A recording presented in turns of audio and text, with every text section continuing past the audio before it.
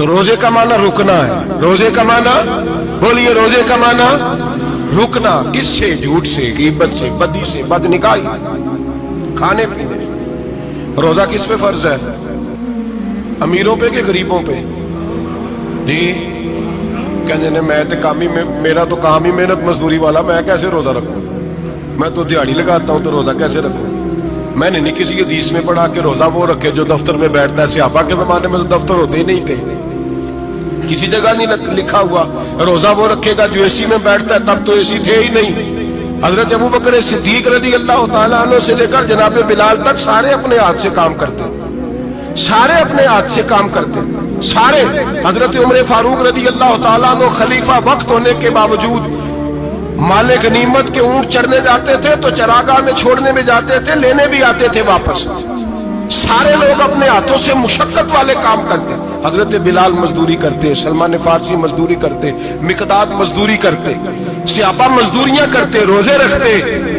اور رمضان کے جانے کا وقت ہوتا تو در رسول پہ کھڑے ہو کے عرض کرتے, محبوبہ دل نہیں بھرا, دل کرتا ہے کبھی رب سارا سال ہی روزے عطا کرے, سارا سال رمضان دے تو ہم سارا سال روزے رکھنے کو تیار ہیں. جذبہ تھا, طاقت تھی, ہمت تھی. آج نوجوان لڑکا ہے کہتا ہے مجھ سے بھوک برداشت نہیں ہوتی. میرے بھائی رب بیماری لا دینا, اللہ سے دعا مانگے اللہ شفائے عطا فرمائے, اور دعا کریں اللہ آزمائش سے محفوظ فرمائے. آپ یقین کریں میں نے لوگوں کو دیکھا ہے حلق سے قطرہ نہیں اترتا, خوراک کی نالی لگی ہوئی ہے, اعلیٰ غذائیں پکی ہوئی پڑی ہیں. عرش کا مالک کہتا ہے میں تیرے حلق سے گزرنے نہیں دوں گا. قانون بن گیا. میں نے دیکھا ہے ڈرپ پہ لوگ زندہ ہے, بوتل لگی ہوئی ہے گلوکوز کی, گزارا چل رہا. اعلیٰ غذائیں پڑی ہیں, لاکھوں روپیہ تجوری میں پڑا ہے.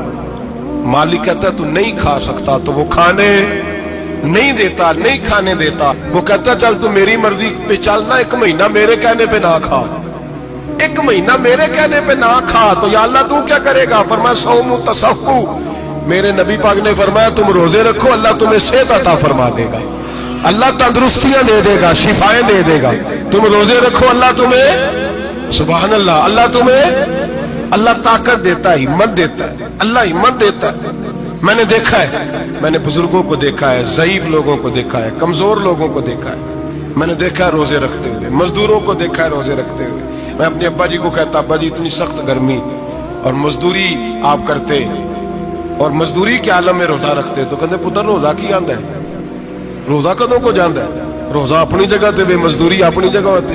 اور کئی دفعہ مینوں فرمان لگے, مینوں یاد سمجھ کوئی نہیں لگتی, پتہ نہیں روزے چ اللہ طاقت کتھوں دے چھڑدا ہے, نہیں زیادہ کام بھی زیادہ کریدا ہے تے روزہ بھی رکھ. بھائی صوم تصخو, میرے مصطفیٰ نے فرمایا تو روزہ رکھ, اللہ تجھے صحت عطا فرما دے گا. رب تعالیٰ تجھے, یہاں ہوٹل کھلے ہوئے ہیں, یہاں عجیب حالات ہیں, ہوٹل کھلے ہوئے ہیں, لوگ بہانے ڈھونڈتے پھرتے ہیں, کہتے ہیں کٹ لگ گیا تھا, ذرا تھوڑا سا خون نکل آیا, سنی پلاس لگائی ہے تو روزہ نہیں رکھا, یہ ذرا مجھے تھوڑی دقت ہو گیا تو میں نے روزہ نہیں رکھا, کھانسی لگ گئی ہے تو روزہ نہیں رکھا. او خدا کے بندے, روزہ تو نعمت ہے. اور سبحان اللہ, میرے نبی پاک نے فرمایا لکل شیء زکات و زکات الجسد الصوم. فرمایا ہر شے کی زکات ہوتی ہے, وجود کی زکات روزہ ہے. روزے رکھو, جسم کی زکات نکل جائے گی. فاقہ کرنا بھی میرے نبی پاک کی سنت ہے, مسواک کرنا بھی سنت ہے, اور فاقہ کرنا بھی. مسواک والی سنت زیادہ اپناتے ہیں لوگ, فاقہ کرنا بھی نبی پاک کی سنت ہے. ایک صاحب مجھے کہنے لگے جناب بیٹھ کے کھانا حضور کی سنت ہے. میں نے کہا کبھی کبھی نہ کھانا بھی نبی پاک کی سنت ہے, نہ کھانا بھی حضور کی سنت ہے. او صاحب, میرے نبی پاک علیہ السلام نے فرمایا کافر 7 آنتوں سے کھاتا ہے, 7 آنتوں سے. اور فرمایا میرا مومن 1 آنت سے کھاتا ہے, اس کے وجود میں کھانے والی 1 آنت ہے. کافر 7 آنتوں سے کھاتا ہے. فاقہ کشی سے نورانیت پیدا ہوتی ہے. یہ بھی وقت آئے گا رمضان شریف کا, سویرے درس پہ آؤ کہتے نیند بڑی آتی ہے, سویرے 2 سپارے پڑھ کے سویا کرو کہتے صاحب نیند بڑی آتی ہے. فجر کے بعد یہ تو وقت ہوتا ہے اللہ اللہ کرنے کا, شہری کا, کھاتے جا رہے ہیں سو. لوگ جماعت سے نماز نہیں پڑھتے سو جاتے, جماعت کا ثواب چھوڑ کے سو جائیں گے. بھائی رمضان مبارک میں فاقہ کشی کی ٹریننگ ہوتی ہے, فاقہ کشی کی تربیت لے, رمضان میں روکے اپنے آپ کو, تربیت ہوگی. اور ہمارے صوفیاء فرماتے ہیں جو زیادہ کھاتا ہے اس کا نفس اس کو زیادہ پہ مائل کرتا ہے، خواہشات نفس پیدا ہوتی ہیں۔ میرے نبی پاک علیہ السلام نے جوانوں کو حکم دیا ہے، یا معاشر الشباب، او جوانوں، یا رسول اللہ کیا حکم ہے؟ فرمایا یا نکاح کر لو اگر طاقت ہے، نہیں طاقت تو روزے رکھو۔ حضور روزے سے کیا ہوگا؟ فرمایا تمہارا نفس کچلا جائے گا، شیطان وسوسہ اندوزی نہیں کرے گا۔ آج نوجوان بڑھ بڑھ کے کھاتا ہے، بہت زیادہ کھاتا ہے، کبھی اس ہوٹل سے کھاتا ہے، کبھی اس ہوٹل سے کھاتا ہے۔ اتنا زیادہ کھائیں گے تو نفسانی قوتیں اچھل کر کے آئیں گی، مشکل ہو جائے گا۔ شادیاں دیر سے ہوتی ہیں، ماں باپ آنکھیں بند کر کے بیٹھے ہوئے ہیں۔ اگر ماں باپ کی ذمہ داری ہو اور ماں باپ نکاح نہ کرے تو نبی پاک نے فرمایا بچے گناہ کریں گے تو جتنا گناہ بچے کو اتنا باپ کو بھی ہوگا۔ تو ماں باپ چپ ہے، دوسرا شادی مشکل بڑی ہے، مہنگی بڑی، اور تیسرا نہیں کر رہے کچھ لوگ تو روزے بھی نہیں رکھ رہے۔ تو رمضان ان کے لیے بھی وقت ہے، نفسانی قوتیں کچلی جائیں گی۔ کھانا جتنا کم کھایا جائے گا اتنا وجود کے اندر نفسانی خواہشات کم پیدا ہوں گی۔ تو رمضان تو پریکٹس ہے مجاہدے کی، دین کی۔ اور دوسرا، میرے حبیب پاک صلی اللہ علیہ وسلم نے فرمایا ہے، حضور فرماتے ہیں کہ رمضان اور قرآن کا آپس میں رشتہ ہے۔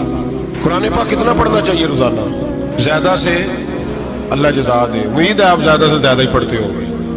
بھائی سنیں، حدیث مبارکہ میں نبی پاک نے فرمایا رمضان اور قرآن دونوں مل کے نا، بڑی پیاری حدیث ہے، فرمایا دونوں مل کے اللہ کی بارگاہ میں میری امت کی سفارش کریں گے۔ رمضان اور اللہ اکبر، کس طرح؟